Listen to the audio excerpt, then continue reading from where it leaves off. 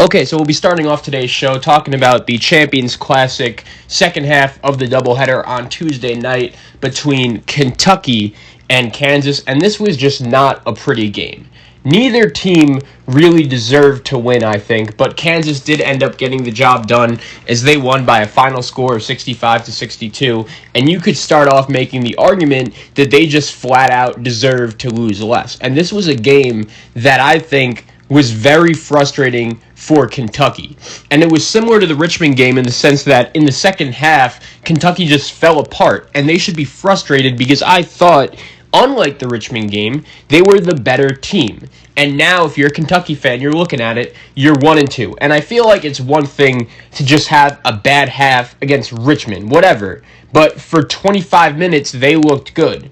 In the first half of this game against Kansas, Kentucky was up 17-5, and they were up 16 points with 5 minutes left in the first half. The defense was really good. The offense was good. They were taking good shots. Olivier Sarr was backing his way down in the paint. Davion Mintz was looking good. Everything was going well. But then once again, just like the Richmond game, once the second half hit, everything stopped. Before the half, Kansas was able to make a small run, but Kentucky was still in control, and Kentucky started off the second half really poorly, but at the same time, it's funny, Kansas actually was not even able to take advantage. I feel like if they played a little bit better earlier in the second half, Kansas probably would have just ran away with this game. And in the second half, I noticed the same thing for Kentucky. They were just taking super sloppy and bad shots.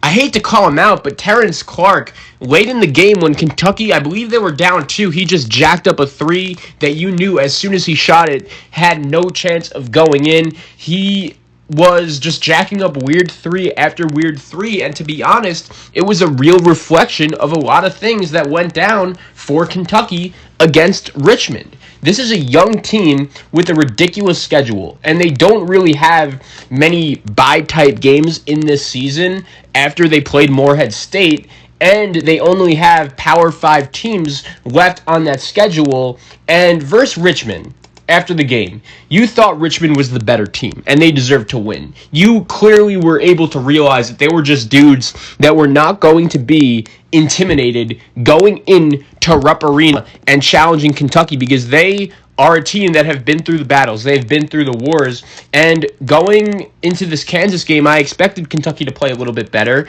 but at the same time, I did not get the feeling that Kansas played similar to Richmond. Richmond was significantly the better team than Kansas, and the even more frustrating thing is, if you're a Kentucky fan, I do feel like Kentucky clearly was the better team, and still they were not able to get the job done. They made a lot of self-inflicted mistakes, and it just was not smart basketball. And here's the thing, right?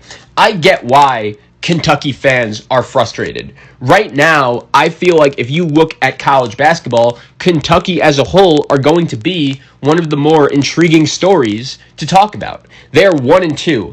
I understand they've lost 2 games to 2 good teams, but at the same time, you're Kentucky. You are expected to win every game. So when you fall to 1-2, it's natural for people to get a little bit concerned. And I totally understand Coach John Calipari has a really good history of turning teams around once March comes, but in the last 2 games against Richmond and Kansas, Kentucky has had 13 assists and 36 turnovers. That's almost a 1-to-3 assist to turnover ratio, which just flat out cannot happen. Here's another crazy stat. Terrence Clark and BJ Boston combined 0 for 19 from three-point range.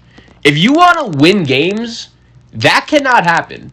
If you shoot 3 for 21 like Kentucky did against Kansas, you are not beating anyone. And I understand, everyone has a bad game, but you are not beating anyone in the SEC. You're not beating anyone in the NCAA tournament if you shoot 3 for 21 from 3 and turn the ball over 36 times in 2 games with 13 assists to show for it. I understand that people want to be critical of John Calipari, and they should be. But at the half, when Kentucky had the lead, he had an interview, and he was saying that it was fine, but they just were not doing the little things well enough. And you could blame the staff, but at some point, I feel like these freshmen need to realize they're actually basketball players and they have to play smarter. And I don't want to just sit here and harp all the negatives because I do feel like at the same time there were some positive signs for Kentucky. Isaiah Jackson, who by many is considered the third best recruit in this class, he really was able to show off his athleticism and really prove to be a game changer, especially on the defensive side of the ball and rebounding. He had 12 rebounds and 8 blocks, and he's a really nice energy guy, and I think he's going to be a very big piece of this Kentucky team going forward. And I feel like a question I heard before the season started was, if you were to pick one freshman that you think is going to be a one and done that right now most people are not predicting them to, who would it be? I feel like the clear answer to that question is Isaiah Jackson, because that guy is just absolutely absurd, stupid athletic. And I think you could make the case that he's been Kentucky's best and most consistent player after their first 2 games. I also like what Davion Mintz was able to do. He played really well as a role player, had 12 points against Kansas. He was actually able to make 2 of the 3 3-pointers Kentucky made all game. And even Jacob Toppin, the little brother of Obi Toppin, played well. He had a nice and one, and that's a good sign going forward. I think he could really develop and be a nice player for this Kentucky team going forward. But here's the problem. We didn't expect Jacob Toppin to even be eligible, let alone get some good production out of him.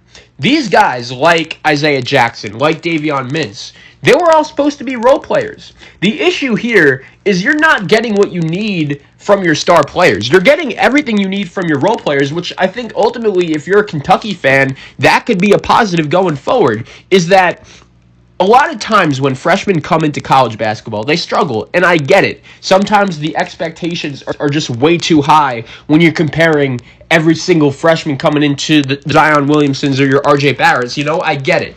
But at the same time, you have 2 of the top 10 best high school players in all of high school basketball last year. I just think you need to be better. And I try not to criticize college athletes because they're not the ones getting paid. And once you go pro, it's a different deal. You go to Kentucky to get the NBA attention, to get people watching you each and every night on ESPN. So when we are breaking down these games here on the Zach Kroll Sports Podcast, I have to be honest. The guys that are expected to carry this Kentucky team have not been doing so.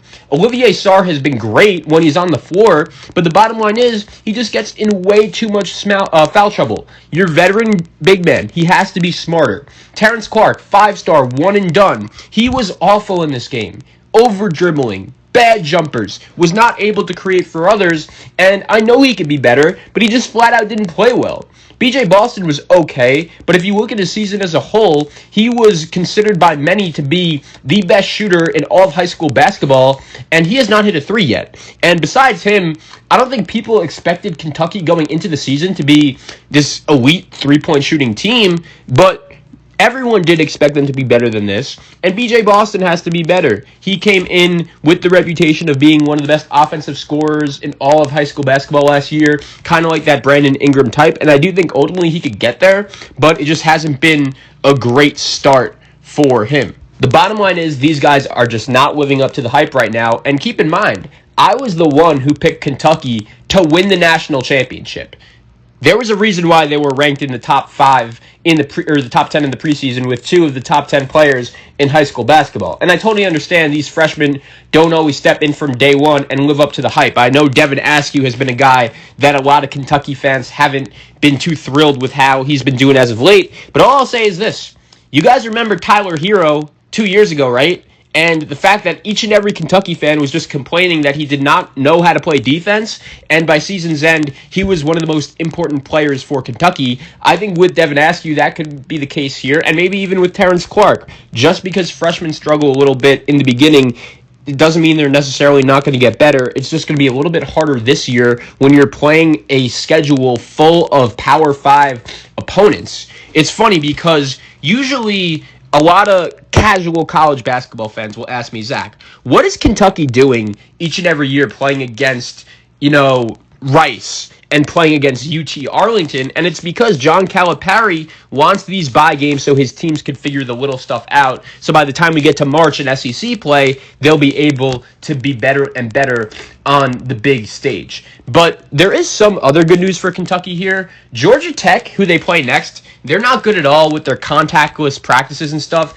They're 0-2, and they play Notre Dame, who got destroyed by Michigan State. UCLA doesn't look as good as expected off the bat. So I do think eventually, when we look at this Kentucky team, the schedule is tough, but they still have a chance to turn things around. And there can be some positivity. Kentucky shot 9% from three in the first 3 games of the season. If they just shoot like 20% from three, which isn't good, they could get the job done and really improve. I kind of compare it to the Seattle Seahawks defense of the NFL. When they are the 32nd ranked defense in the league, they cannot win anything, no matter how good Russell Wilson is.